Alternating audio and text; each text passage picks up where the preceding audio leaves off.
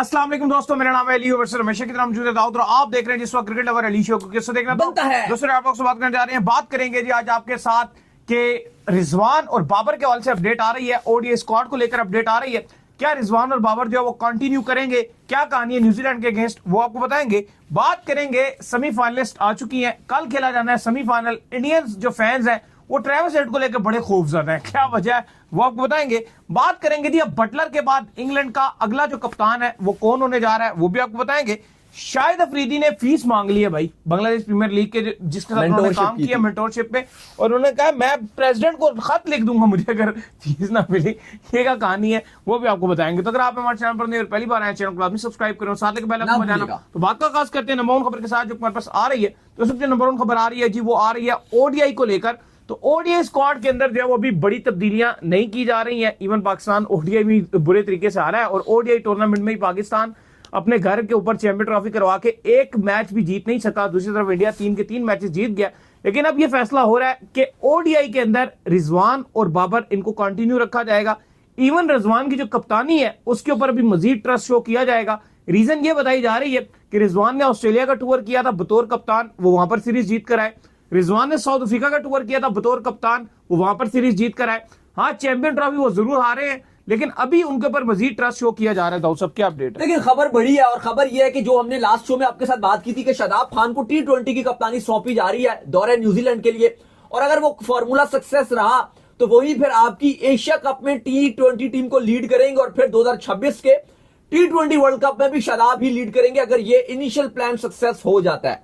फिर दूसरी तरफ रिजवान के हवाले से पूछा जा रहा है कि ओडीआई में क्या बनेगा। तो बिल्कुल खबर यह है कि रिजवान को ओडीआई की कप्तानी के लिए रिटेन किया जा रहा है। रिजवान ओडीआई से कहीं नहीं जा रहे। अलबत्ता जो आपका स्क्वाड है T20 का उसमें से बाबर और रिजवान दोनों की छुट्टी होने जा रही है, और जो आपका ओडीआई का स्क्वाड है उसमें बाबर और रिजवान दोनों को रखा भी जा रहा है। लेकिन रखा जरूर जा रहा है और रिजवान कप्तानी भी करेंगे, लेकिन ओडीआई में भी छुरियां चली हैं। ऐसा नहीं कि ओडीआई स्क्वाड भी आपको पढ़ के बताते हैं कि किस किस की छुट्टी होने जा रही है। ओडीआई में बड़े नाम है जिसमें ओडीआई में भी छुट्टी होने जा रही है। जो आपकी फास्ट बॉलिंग है, जो आपके लगातार नाकाम होते जा रहे हैं, चलो वो भी आपको सारे नाम बताते हैं। अच्छा, अभी मैं दाऊद से यही बात कर रहा था, मैंने कहा देखो अगर आप रिजवान को ओडीआई का कप्तान बनाते हो और T20 से आप बाबर रिजवान को साइडलाइन कर देते हो तो कहीं ना कहीं अब रिजवान को एक जो है ये भी खटका लग जाएगा कि भाई मेरी जो ओडीआई की कप्तानी है वो भी जो है किसी टाइम भी जा सकती है। लिहाजा रिजवान अब जो टीम सिलेक्शन है उसमें भी पूरे तरीके से इन्वॉल्वमेंट करेंगे और ये प्रॉपर टीम जो है फिर नेक्स्ट टूर्नामेंट या नेक्स्ट जो सीरीज होगी उसके लिए सिलेक्ट करने में अपना किरदार अदा करेंगे। लेकिन अभी भी उन्होंने किया था, हुआ तो कुछ नहीं। अब जो एक अच्छी जो चीज देखने को मिल रही है वो ये है कि हम बात ये करते हैं कि बाबर हो गए, रिजवान हो गए, इनकी T20 टीम में जगह नहीं बनती। बिल्कुल बिल्कुल वो नहीं है, बिल्कुल वो T20 से बाहर हो गए। अब ओडीआई पे आए, हम ये बात करते हैं ना भाई कि आपके शाहीन रऊफ की तो बिल्कुल जगह नहीं दोनों बनती। की बिल्कुल रऊफ की तो बिल्कुल जगह नहीं बनती। नसीम इन तीनों में बेहतर नजर आता है। काना राजा बेहतर, इन तीनों में बेहतर नजर आता है। एक खेल सकता है शाहीन या नसीम में से खिला सकते हो, लेकिन रऊफ की बिल्कुल जगह नहीं बनती। तो खबर यही है कि ओडीआई स्क्वाड में हारिस रऊफ को ड्रॉप किया जा रहा है अगेंस्ट न्यूजीलैंड, और आगे भी अब उनके ऊपर ये तलवारें चलेंगी कि भाई ओडीआई में आपकी परफॉर्मेंस ठीक नहीं है, और शाहीन को भी ओडीआई से ड्रॉप किया जा रहा है। तो ये भी एक अच्छी बात है कि जो आपकी फास्ट बॉलिंग है ये आपको ओडीआई जितवा नहीं पा रही, इनको बाहर किया जा रहा है। एक्चुअल में जो T20 से बाबर रिजवान को बाहर कर दिया गया। देखो अगर आप एक टेक्निकल बात को समझे ना तो ओडीआई के अंदर जो ज्यादा रोल होता है ना वो बॉलर्स का ज्यादा रोल होता है एज कंपेयर बैटिंग के। T20 में ये होता है ना, कहा जाता है कि एक भी बैट्समैन चल जाए तो वो आपको T20 जितवा सकता है। ओडीआई में कहा जाता है कि अगर एक भी बॉलर ओवर्स में जो विकेट्स लेके दे, एक भी बॉलर अच्छा चल जाए तो वो आपको जितवा सकता है। और उसकी एग्जांपल आपके सामने ये है कि इंडिया ने जो कल परसों उसमें जो वरुण चक्रवर्ती को उन्होंने चांस दिया तो उसने 5 विकेट्स लेके इंडिया को मैच जितवा दिया। अब अगर आप स्क्वाड की बात करें, जो ओडीआई का स्क्वाड पाकिस्तान जो हतमी शक्ल देने जा रहा है, जो हम तक इतलात आ रही है, जो हतमी शक्ल दी जा रही है आपके दौरे न्यूजीलैंड के लिए 3 ओडीआई हैं, 5 T20 हैं, 16 तारीख से T20 खेले जाएंगे, फिर 5 T20 के बाद 3 ओडीआई भी खेले जाने हैं। तो उस स्क्वाड में मोहम्मद रिजवान को कप्तानी दी जा रही है, और यही आपको बताया कि उनको कहा गया कि दौरे ऑस्ट्रेलिया जब था वो भी उनका ठीक रहा था, साउथ अफ्रीका में भी उन्होंने जितवाई थी सीरीज। चैंपियंस ट्रॉफी एक वो पाकिस्तान को एक भी मैच नहीं जितवा सकी, 0 परफॉर्मेंसेज रही, विद द बैट भी टुक किया, सिलेक्शन भी बहुत बेकार थी और पाकिस्तान घर पर नहीं जीत सका। लेकिन कहा गया कि बहुत ये ना हो जाए जैसे शाहीन शाह अफरीदी के साथ हुआ था कि उनको कप्तानी दी गई, सिर्फ 4-5 मैचेस के लिए कप्तानी दी गई और उसके बाद उसमें से वो एक मैच जीते, 4 हारे और उसके बाद उनको बाहर कर दिया गया। तो ये रिजवान के साथ ना हो, वरना कल्चर बहुत खराब हो जाएगा और फिर आगे चीजें खराब होंगी। तो ओडीआई में वैसे भी कोई नाम अभी कहा जा रहा है कि सलमान अली आगा को वाइस कप्तान रिटेन रखा जाएगा, लेकिन रिजवान को ही कप्तानी दी जाएगी। अभी हम और उन पे ट्रस्ट शो करेंगे और वैसे भी 2027 के वर्ल्ड कप तक रिजवान को कप्तानी दी जाएगी। अच्छा, फैंस बेशक गुस्सा है, हम भी बहुत गुस्सा है, लेकिन कहीं ना कहीं ये चीज समझ आती है कि आपने अभी T20 की तैयारी मेन करनी है ना, तो आप और 2 इवेंट्स हैं आपके T20 के। बिल्कुल, अभी आप मेन T20 और दूसरी एक और बात है, ओडीआई में भी आपके पास फिर भी टाइम बहुत है। दूसरी एक और बात है ना, ये बात भी है कि चलो टीम बनानी है, जो भी करनी है, लेकिन अब ना ये बर्दाश्त नहीं हो रही T20 में। ये टुक टुक टुक टुक वाले जो है ना, अजाब बन गया। अब नहीं समझ आ रहे टुक टुक वाले, टुक टुक ये अब T20 में नहीं चाहिए। T20 में अब हारेंगे भी तो जीतेंगे भी तो मॉडर्न डे क्रिकेट खेल के, हार भी जाएंगे तो मॉडर्न डे खेल के हारेंगे, जीतेंगे भी तो मॉडर्न डे क्रिकेट खेल के। ना टुकटुकिया क्रिकेट खेल के हारना है, ना टुकटुकिया क्रिकेट खेल के जीतना है। तो ये एक अच्छी बात है कि मूव ऑन हो रहे, क्योंकि बात यह है कि T20 में टुकटुकिया खेल के हम सिर्फ हार ही रहे हैं। ऐसा ही वो मैंने अभी बात बोल दी कि जीतेंगे भी, जीत तो रहे ही नहीं, हार ही हार रहे हैं टुकटुकिया क्रिकेट खेल के, क्योंकि T20 में आपको थोड़ी सी दिलेर क्रिकेट चाहिए। और देखो इंपॉर्टेंट चीज ये है कि अगर आप ओडीआई की जो टीम बना रहे हैं उसके अंदर आप पक्के 2 स्पिनर रख लीजिए, पक्के 2 स्पिनर रख लीजिए। और पेसर्स में जो आप ऑलरेडी नाम आ गए, आकिब जावेद वगैरह के नाम तो चले मैं पढ़ के बताता हूं स्क्वाड। रिजवान आपके फिलहाल जो अभी तक जो हतमी शक्ल दी जा रही है ओडीआई स्क्वाड में 3 ओडीआई हैं। रिजवान कप्तानी करेंगे, सलमान अली आगा को ही वाइस कप्तान रखा जा रहा है। बाबर आजम इस स्क्वाड में जगह बनाने में कामयाब रहे हैं। अब्दुल्ला शफीक अपनी स्क्वाड में वापसी कर रहे हैं, क्योंकि साइम फिट नहीं है, इसलिए साइम नहीं रहेंगे और फखर भी नहीं है। तो इमाम और अब्दुल्ला शफीक दोनों को मौका दिया जा रहा है। सॉरी, इमाम भी ओडीआई में आ रहे हैं और अब्दुल्ला शफीक भी आ रहे हैं, और यही दोनों आपकी ओपनिंग भी करेंगे, इमाम और आपके अब्दुल्ला शफीक।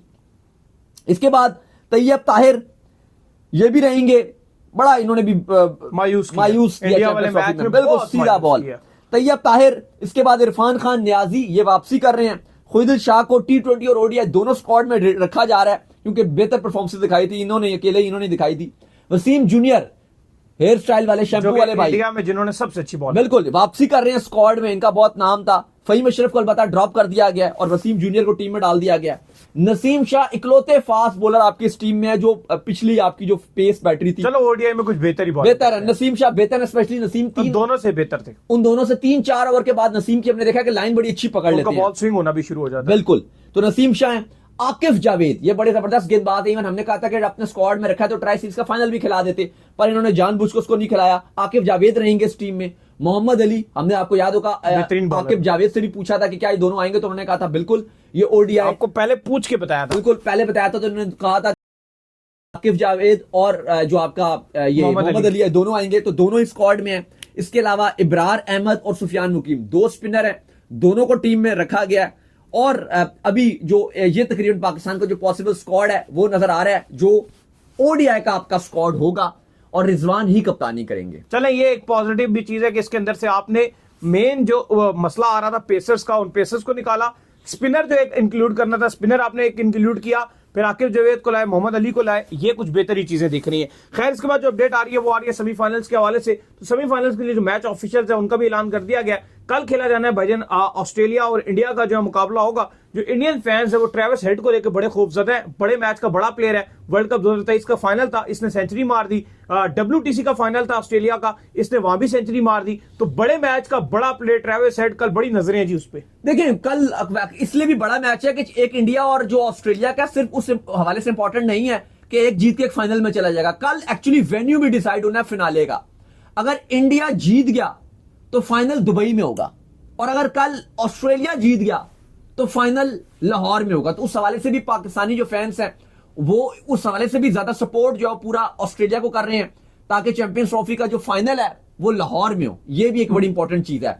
बाकी तो चलो वो और अलग चीजें हैं, लेकिन जो सबसे बड़ा एक इंपॉर्टेंट जो चीज है, जो फैक्ट बेस्ड चीज है, वो ये है कि पाकिस्तानी फैंस इसलिए चाहते हैं कि अगर लाहौरी ये चाहते हैं कि अगर ऑस्ट्रेलिया जीत गया तो पूरा का पूरा ग्रैंड फिनाले वो लाहौर के मैदानों में। कोई ये नहीं चाहता, फैंस ये चाहते हैं सीधा सीधा कि हमारी टीम बाहर हो गई है, इंडिया भी हार के बाहर हो, जो सच है। अब ये बेगानी शादी में अब्दुल्ला दीवाना वाली बात है, फाइनल लाहौर के अंदर हो, आप दूसरे की शादी में मतलब वही अपने पसंद की औरत की शादी में जाके आप कुर्सियां लगाएं, कोई नहीं चाहता। मैं चाहता हूं चैंपियन ट्रॉफी पाकिस्तान से निकले किसी तरह से। नहीं, वो आपकी बात ठीक है, लेकिन अब आप तो क्योंकि लाहौर में अगर जाना चाहें तो फिर आप भी जा सकते हैं कवर करने के लिए भी मैच। ठीक है, कवर करने जा सकते हैं, लेकिन एक्चुअल फैक्ट अब भाई आप कहां जाऊं मैं? लाहौर में तो आप 4 घंटे पाकिस्तान के बाहर होने के बाद तब चढ़ी हुई और वो स्टेट चाहते हैं कि इंडिया बाहर हो। वो आपकी बात बिल्कुल ठीक है, लेकिन एक और भी मैंने सिर्फ वो तो एक जनरल बात, आप ओपिनियन बात करो, आप तो वो एक ऐसी कोई वो बात नहीं, वो तो एक जनरल ओपिनियन है। लेकिन मैं एक और फैक्ट वाली बात कर रहा हूं कि अगर ऑस्ट्रेलिया कल जीत गया तो फिनाले लाहौर में होगा, ये भी एक इंपॉर्टेंट पॉइंट है। बाकी आईसीसी ने जो ऑफिशियल्स हैं वो अनाउंस कर दिया दोनों मैचेस के। जो दूसरा सेमीफाइनल खेला जाना है जो परसों खेला जाएगा, उसके लिए दोनों टीम्स, एक साउथ अफ्रीका जो बड़ा ही अनफॉर्चुनेट रहा साउथ अफ्रीका का, कि साउथ अफ्रीका सिर्फ मैच देखने के लिए गई थी, ऑस्ट्रेलिया के साथ दोनों गई थी दुबई, और इंडिया न्यूजीलैंड का मैच देखा। चलो ऑस्ट्रेलिया ने तो खेलना था, उनका साथ मैच पड़ गया तो वो तो वहीं रुक गए, लेकिन साउथ अफ्रीका आपकी वापस आ गई। और अब साउथ अफ्रीका पहली बार ये मैंने आईसीसी किसी इवेंट में देखा कि एक टीम खाली वेन्यू में ट्रैवल की हो सिर्फ किसी का मैच देखने के लिए और उसके बाद उसको वापस आ गई हो। तो साउथ अफ्रीका खैर वापस आ चुकी है, पाकिस्तान, न्यूजीलैंड भी, पाकिस्तान लाहौर पहुंच चुकी है। कल दोनों टीम्स की, न्यूजीलैंड और साउथ अफ्रीका की, कद्दाफी स्टेडियम लाहौर में प्रैक्टिस है, और परसों फिर ये दोनों अपना सेकंड सेमीफाइनल लाहौर में खेलेंगे। दोनों मैचेस के लिए आईसीसी ने ऑफिशियल्स का ऐलान कर दिया है। जो कल का मैच है इंडिया वर्सेस ऑस्ट्रेलिया, उसके ऑन फील्ड अंपायर क्रिस गैफने होंगे, जबकि Richard Illingworth on field umpiring के फराइज अंजाम देंगे इनके साथ। थर्ड अंपायर माइकल गॉफ होंगे, फोर्थ अंपायर एड्रियान होंगे, जबकि मैच रेफरी एंडी पाइक्रॉफ्ट होंगे। जबकि जो सेमीफाइनल 2 है जो साउथ अफ्रीका और न्यूजीलैंड का लाहौर में खेला जाना है, उसके लिए भी अंपायर्स ऑफिशियल का ऐलान आज आईसीसी ने कर दिया है। कुमार धर्मेशना और उनके साथ पाउल रैफल ये अंपायरिंग के फराइज अंजाम देंगे, जबकि थर्ड अंपायर जो रैफल होंगे, जबकि फोर्थ अंपायर पाकिस्तानी एहसन रजा होंगे, जबकि मैच रेफरी रजन मधुगाले होंगे। बिल्कुल। इसके बाद जो हमारे पास अपडेट आ रही है जी, वो अपडेट आ रही है बटलर के हवाले से। तो बटलर आपको पता है कि उनका इंग्लैंड से कप्तानी का जो सफर है वो आखिरी मैच खेलकर साउथ अफ्रीका के अगेंस्ट खत्म हो गया। अब नया कप्तान जो उन्होंने अनाउंस करना है, जो उनके कोच थे ब्रेंडन मैकलम, वो तो ये कह रहे थे कि 2 वीक के अंदर अंदर जो हम नया कप्तान अनाउंस कर देंगे। तो भाईजान कौन हो रहा है नया कप्तान अनाउंस? नाम किस किस के आ रहे हैं? देखिए अभी 2-3 नाम हैं, लेकिन का नाम आ रहा है, बिल्कुल 2-3 नाम हैं, लेकिन अपडेट ये है कि जो ब्रेंडन मैकलम उन्होंने काफी डिटेल में बात की। उन्होंने कहा कि मुझे सिर्फ एक दिन पहले जो उन्होंने अनाउंस की प्रेस कॉन्फ्रेंस में, उससे पहले वो रात को आके उन्होंने मुझे बताया कि मैं कल जो है वो प्रेस कॉन्फ्रेंस में अनाउंस कर दूंगा और मैं छोड़ना चाहता हूं कप्तानी, मैं ऐसा प्लेयर खेलना चाहता हूं। और वो कहते हैं कि बात समझ भी आती है क्योंकि इंग्लैंड की इतनी डिसअपॉइंटमेंट वाली परफॉर्मेंस रही थी। साथ उन्होंने ये भी कहा कि जो दोनों मैच थे हमारे वो हम जीत सकते थे, अनफॉर्चुनेट रहा कि हम हारे, और अफगानिस्तान वाला मैच पूरी तरीके से हमारी गिरफ्त में था मैच और वो हमारे हाथ से निकल गया, वो में बहुत दुख है। और बाद में साउथ अफ्रीका वाले मैच में तो चलो वो कहते हैं हम बाहर हो चुके थे, हमारा मोरल ही डाउन हो गया था, अदरवाइज वो भी हम मैच एक अच्छे तरीके से खेल सकते थे और हम जीत सकते थे। बाकी उन्होंने कहा 2 वीक्स में जो है वो हम जल्द अपना जो नाम है वो अनाउंस कर देंगे। अच्छा, हैरी ब्रूक का नाम है, एक हैरी ब्रूक है। हैरी ब्रूक स्ट्रॉन्ग कैंडिडेट है कप्तानी लेने के। इस टाइम जो नाम आ रहा है वो हैरी ब्रूक है, लेकिन उन्होंने कहा कि अभी हम देखेंगे और फिर उसके बाद हम अनाउंस करेंगे। लेकिन कभी हम कहा है कि हैरी ब्रूक इंग्लैंड की जो कप्तानी है वो ले जाएंगे।